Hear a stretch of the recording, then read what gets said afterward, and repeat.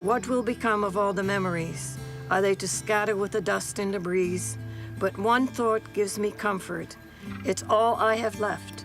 I know that God and the children, they won't forget. We won't forget. Please don't forget. As Elie Wiesel wrote in Night, the opposite of love is not hate, it's indifference. And the opposite of life is not death, it's indifference.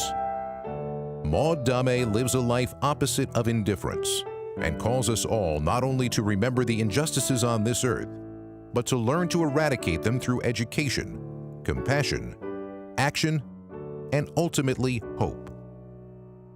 Today, we honor Maud as a survivor and champion of education.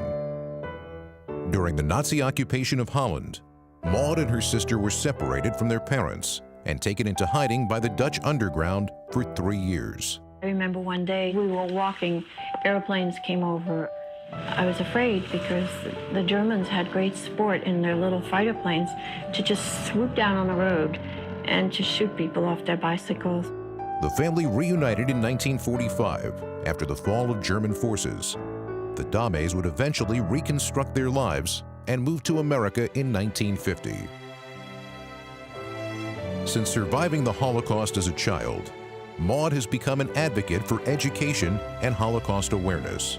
As you're speaking of something, you see it before your eyes. I realized the importance and of the older generation passing on, that it was really up to us child survivors. So I slowly started to talk about it. And so it went on. These regulations just kept coming, one by one, taking rights away from us. She was a member of the New Jersey Board of Education for over 20 years, serving 5 years as president. She's also served as president of the National Association of State Boards of Education 1, the Interstate Migrant Education Council, and the New Jersey Commission on Holocaust Education.